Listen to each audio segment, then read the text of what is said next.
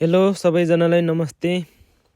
आज चाहिँ हाम्रो केही समय अगाडि जलेर ध्वस्त भएको खोरको बारेमा केही भिडियो बनाउँदैछु। तपाईँहरूले खोर पनि जलिरहेको देख्न सक्नुहुन्छ। यो चाहिँ विद्युत सर्ट भएर जलेको हो।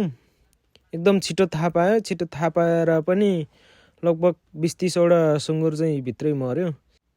कोरियाको इमर्जेन्सी यो दमकल चाहिँ एकदम फास्ट।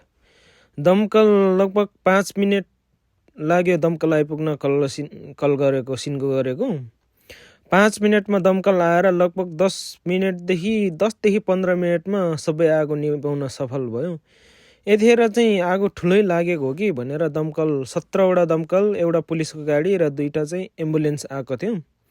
रोडहरू पुरा जाम भइसकेको थियो यतिखेर। यहाँको इमर्जेन्सी, यहाँको दमकल सिस्टम, यहाँको सरकारले चाहिँ एकदमै छिटो सबै रोडहरू जम्मा गरेर दमकललाई मात्रै आउन दिने रहेछ। र त धेरै क्षति बेहोर्न परेन। राति भएको भए त धेरै क्षति हुन्थ्यो। दिउँसो काम गर्ने समय भएको भएर त्यति धेरै ठुलो क्षति बेहोर्न परेन। क्षति चाहिँ क्षति नै हो, तर 20-30 वटा माउको लागि पाल्ने बङ्गुर मरेको हो। ट्याक्कै रेडी भइसकेको थियो अब भाले लाउनलाई।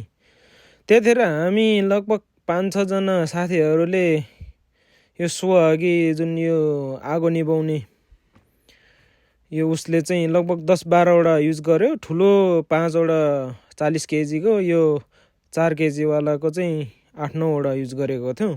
तर पनि निभाउन सफल भएन। लास्टमा दमकलै आएर निभाउनु पर्यो। यो खोर जलेको नष्ट भएको लगभग 15 दिनमा फेरि नयाँ खोर बनिसक्यो। कोरियाको कन्स्ट्रक्सन कामहरू चाहिँ एकदम छिटो।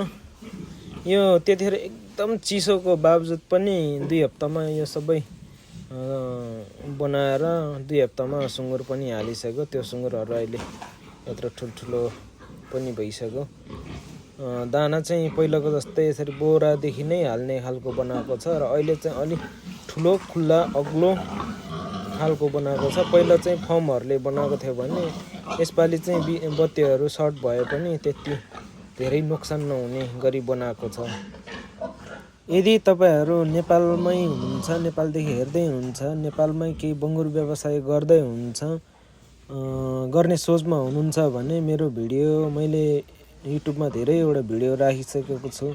तपाईँहरूले हेरेर केही जानकारी, केही चाहिँ तपाईँहरूलाई फाइदामूलक जानकारीहरू चाहिँ लिन सक्नुहुन्छ। भिडियो अन्तिमसम्म हेरेर साथ दिनुहोला। धन्यवाद।